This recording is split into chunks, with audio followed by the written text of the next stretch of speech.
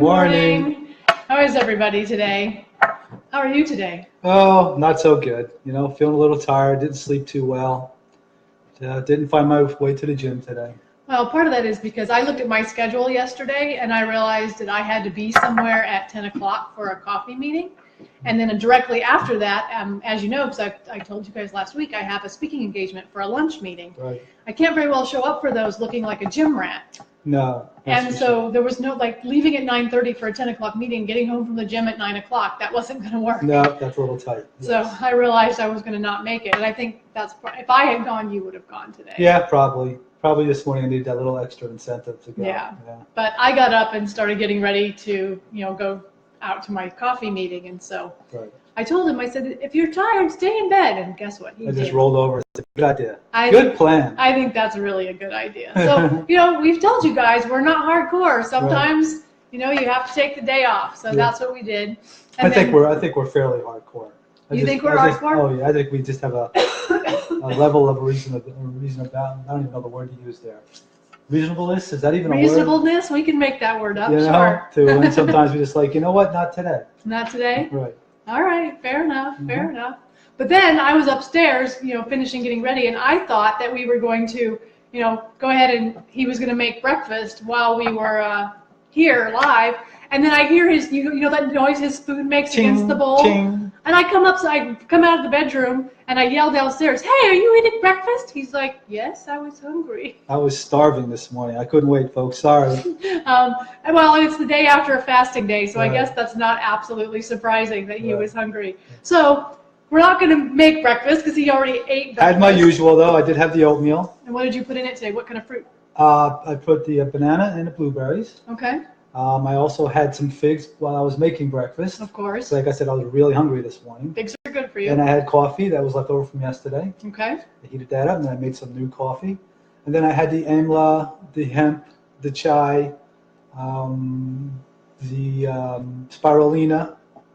Okay. What else am I missing? I feel like I'm missing something, but I can't think of what. Anyway, I had and protein, the protein powder. Okay, good. All mixed into a nice little bowl, which was green. Yeah, well, it does turn green when you put spirulina in it. Yes. So that's good. So you feel better now because you ate? I feel like I ate. And you're still tired, though? Yeah, I think a little bit of rest and relaxation didn't call for today. Okay.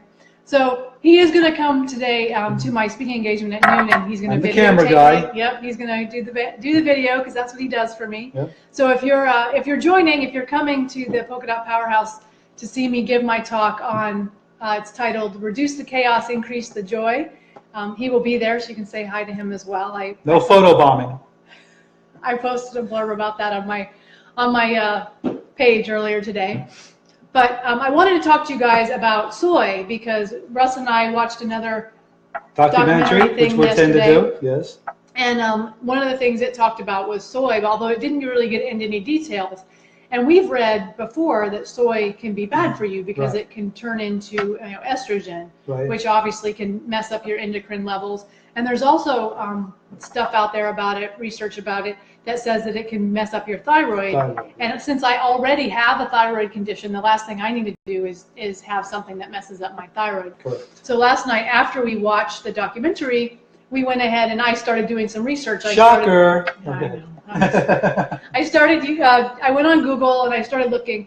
And the challenging thing is it's really hard to find reliable sources because there's so much information from all kinds of different places about yes, you should, no, you shouldn't, it's horrible for you, it's great for you. Yeah, and you have to get past the people doing the reporting's objectives and who's sponsoring them and what is it that they're really trying to get out of it. And so what's hard to find is a neutral source. That's what's hard to find. Right. I found one website that was very heavily into the paleo diet, and it was absolutely adamant that soy was horrible for you. You should never eat it. It's terrible stuff. And then I found other sites that said, oh, it's great, it's awesome.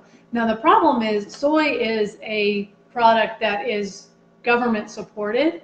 So there are government incentives for growing soy, which means that there's a lot of GMO involved with it. There's a lot. I know there's a soy field here behind our house. I can tell you absolutely without doubt it gets sprayed with Roundup at the end of the season to make it go to seed so they can harvest more. So that's an issue. If we've talked before about the risks of Roundup in our food.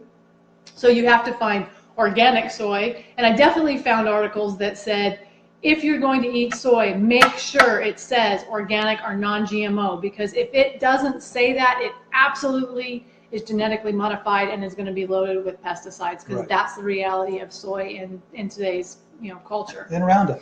Yeah, which is a pesticide. Yeah. Don't even get me started. I'm living in a neighborhood where there's a farm that uses Roundup. And we're breathing it in the air, right? So let's not even go down that road. We won't go down that road. Right. But so there's pros and cons that I was able to find, and I'll post one of the articles in the comments to this video when we get done with it, that I found that I thought was, pretty balanced, had a pretty good opinion. Russ and I have decided that soy is not for us. Right. Now, when we go out for sushi, which as you know is very rare because sushi is not plant-based, but we will sometimes have miso soup. Miso soup. Which does have soy in it. And I doubt that it's non-GMO, and I doubt that it's organic. But so that we will do that. But as far as like making anything soy, whether it's what's it called? The block stuff they make out of soy. I can't think what tofu. It's called. Yes, thank you. Jeez. My brain. It better start working before my talk later. Yeah. But yeah, we don't have tofu in the house. We don't order it when we're out. No. It's just a choice that we've made that for us, it's just not worth the risk. There's way more other places that we can get all the foods we need, including omega-3, which is one of the harder things to get when you're plant-based. Right. And 6 they said is not as hard. 6 is not as hard, but 3 can be challenging. But if you're eating seeds like flaxseed and sunflower seeds and chia or chai or however you want to say it, those seeds, flax. You said flax. Yep, they have the omega-3s in them. So if you're eating those seeds, you're going to be getting what you need. And you don't need it in every meal, you just need to have it every day. Right. So. And that's I'm sorry. Go ahead. But that's an interesting thing. So afterward, of course, I'm now researching too, and I'm looking up. Because he's very concerned that his body's getting all the nutrition it needs. Right. So I'm trying to figure out, okay, am I getting the right protein source? I'm getting all this. So I'm looking it up. And I tell you, go to these websites that are supposed to be about vegans and recipes, and they make it seem like you have to eat every single bit of nutrient every single time you eat a meal in order to get enough. And I think as we further research that, that's not the case. It's like anything else. If you eat it a balance across the board, and I don't even think it has to be like every single day you have to get all of these things. I think within the course of a week, if your average is all the things you need, I think your body's going to be pretty happy. Right. I think overall, yes. I don't think it needs to be as stringent. Plus, as we always say, listen to your body. Right. I mean, if you're not feeling good or something's not right, then tweak it. Yeah. And we've talked a lot about how we are not, crazy hardcore. It has to be this all of the time. Mm-hmm. We do our best. We try. Sometimes it doesn't work. Sometimes we decide we're not even going to be whole food plant-based and we have meat. Right. And at the end of the month, I'll show you guys my calendar so you can see how many times I had meat and how many times I was vegetarian versus whole food plant-based. Right. I'll show that to you because for us, that's what's right. So we've chosen not to do soy. We've decided based on our research and what we think is right for us that it's not what we need in our diet at this time. Right. If it's right for you, we're not telling you shouldn't. That's correct. This is just our opinion about soy and the research that we've done. And if you have research from a reliable source, specifically if it's scientifically based, I'd be very interested in reading it if you have something that says otherwise about soy. Please don't make it be the USDA. No, not the USDA, because there's a lot of conflict of interest there. A lot of conflict of interest, yes. So, but if you have a reliable source that isn't funded by the government or the soy industry, thank you, that word. I can never think of that word. I'm challenged by that word. Give it to me. I'm happy to read it. I would love to know. And the one thing they say about soy, it's along with like peas and what was one mother one is like the most complete protein. Lentils, I think. Lentils, was it? Or beans of some kind. Something, is the most complete protein source that you're going to find on a plant-based diet. So our solution to that is for instance, they say if you eat seeds with bread or nuts with bread or bread with peanut butter. I mean, there's just so many different ways if you just combine a couple of things that you would normally combine anyhow. Right. I think we need to have another conversation about carbs because carbs have been made the devil in American diets, and I don't think they are. And carbs are your main source of brain fuel. So. And we've talked a little bit about carbs before, about the 3 different kinds with starch, fiber, and sugar. but I think we need to have a real conversation about the need for the human body for carbs, and if you cut them out, it can make you really foggy. Right. And define it better, because of course when we say sugar, we mean processed simple sugars, because carbs are sugars. I mean, that's what a carb is. It's a sugar. So, in the grand scheme of things, yeah. So we need to have a conversation about that, because like Russ was saying, if you're eating nuts and seeds with grains and rice, that gives you complete protein, complete nutrients, all the good stuff that you need. But if you're missing one or the other, then you're missing some of the stuff that you need. That's correct. So we need to have a conversation. Maybe that'll be tomorrow or Wednesday. Oh, tomorrow is Wednesday. Oh, so it'll be either tomorrow or Wednesday. So in other words, tomorrow. You are so difficult to get along with sometimes.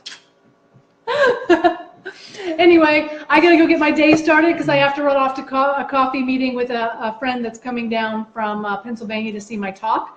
So we'll be doing that, and then I will see you at Brio at about 11:30. Yeah, probably quarter after. Just quarter after. All right, and I hope any of you that can come, I would love to see you because I always like having friendly faces in the audience when I give a talk. Exactly. So you're going to tell them goodbye? Oh yeah. So and with that, we'll say, eat food, not too much, mostly plants. Have a good one, guys. We'll see you tomorrow.